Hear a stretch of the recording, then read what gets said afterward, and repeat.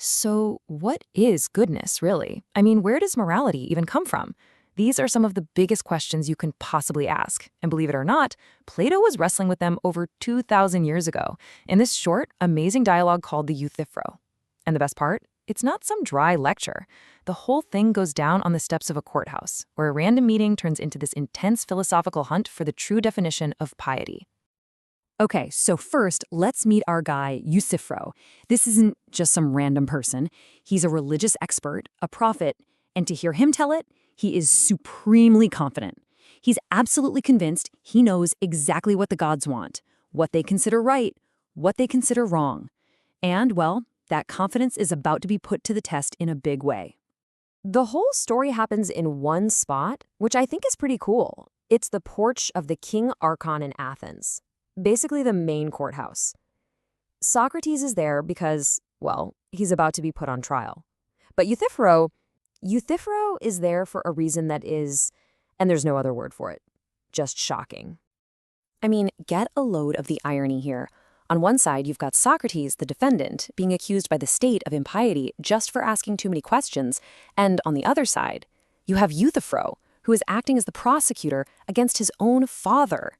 And he claims he's doing it all in the name of piety. The stakes, for both of them, are as high as they get. So what exactly is Euthyphro's case about? Well, a worker on his family's farm killed a slave. In response, Euthyphro's dad tied the worker up, tossed him in a ditch, and then sent for religious advice. The problem is, that advice didn't get there in time, and the man died from exposure and starvation. Now, Euthyphro's whole family is furious with him, but he is completely certain that taking his own father to court for murder is the only truly pious thing to do. So Socrates, who is literally about to be tried for this exact same charge, sees this incredible opening. Here's a guy who claims to be a world-renowned expert on piety. Perfect. If Euthyphro can just explain what piety is, give him the real definition, Socrates can turn around and use that in his own defense. So he asks him what sounds like a pretty straightforward question. All right, and so the hunt is on. But what you're about to see is that Euthyphro's super confident answers start to fall apart almost immediately under Socrates' questioning. Euthyphro's first attempt is basically to point to himself. He says, piety? Piety is what I'm doing right now, prosecuting my father for murder. That's what it is. He even uses mythology to back it up, saying, hey, even the great god Zeus took down his own father, Kronos, when he did wrong. But Socrates immediately stops him. He's like, whoa, hold on. You've just given me an example of piety. That's not what I asked for. He doesn't want a shopping list of pious acts. He wants the thing itself, the essential quality, the form that all pious actions have in common. He needs the blueprint so he can look at any action and know for sure whether it's pious or not. Okay. Euthyphro takes another swing. This time he gives a much broader definition. Piety is just what the gods love, and impiety is what they hate. Simple enough, right?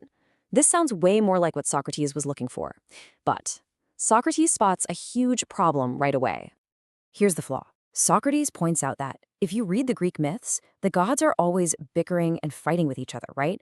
Especially about what's just and what's good. So an act like prosecuting your father might be dear to Zeus, who did the very same thing, but it would be absolutely hated by his father, Kronos, which means the same action is both loved by the gods and hated by the gods. It's pious and impious at the exact same time. The definition is totally useless.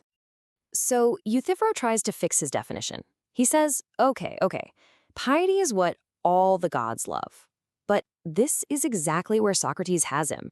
He backs Euthyphro into a logical corner with a question so brilliant and so powerful, people have been debating it in philosophy and theology ever since.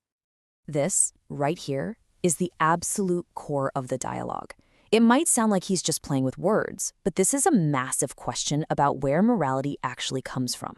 Does goodness exist only because a god says so, or is goodness a standard that exists on its own, something that even the gods have to look up to? Let's just break this down. If you pick option A, it means morality is totally arbitrary. Something is good simply because the gods say it is. They could change their minds tomorrow. But if you pick option B, it means morality is independent. It's a standard that exists outside of, and maybe even above, the gods. Euthyphro picks B, but then Socrates delivers the final blow. He points out that this still doesn't define piety. It only describes something about it, that it's loved by the gods. He's found an attribute, not the essence. And at this point, Euthyphro is just completely lost. You can almost hear the frustration in his voice. He complains that his arguments won't stay put. Every time he thinks he's nailed down a definition, it just gets up and walks away. Socrates even jokes that his arguments are like the mythical moving statues built by his ancestor Daedalus. So Socrates actually tries to help him out. He tries to guide the now flustered Euthyphro toward a better definition. But now they're just grasping at straws, and every new idea just seems to get them more tangled up. So, trying a completely different angle, Euthyphro suggests that piety is just one part of the bigger idea of justice. Specifically, it's the part of justice that deals with our service, or attention, to the gods. But Socrates immediately starts pulling on that thread. He asks, attention? What kind of attention? When a horse trainer attends to a horse, the goal is to improve the horse. So does our piety make the gods better? And Euthyphro has to admit, of course not. That's just a ridiculous idea. Cornered yet again, Euthyphro has to pivot. He says, okay, it's not about improving the gods, it's about serving them, like a servant serves a master. He basically describes it as a kind of business deal. We ask the gods for things in prayer, and we give them things in sacrifices. And here comes the final trap, the question that brings the whole thing crashing down.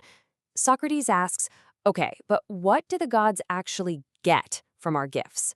And Euthyphro replies that they get honor and praise from us, which are things that are pleasing or dear to them.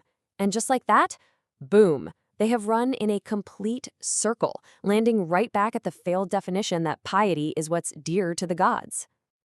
And that's it. Euthyphro is logically trapped. He's thrown out definition after definition, and Socrates has calmly, logically, shown how every single one of them fails. His claim to have exact knowledge is completely in tatters.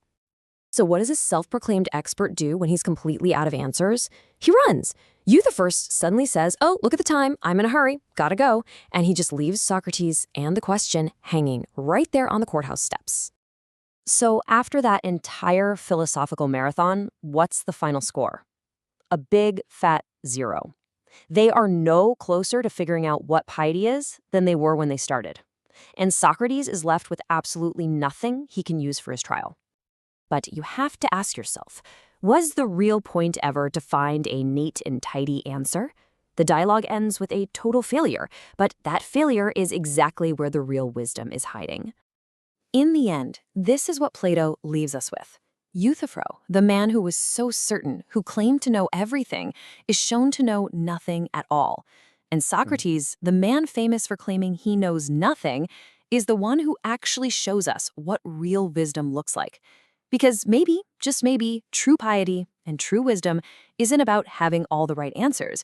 Maybe it's about having the courage to never stop questioning.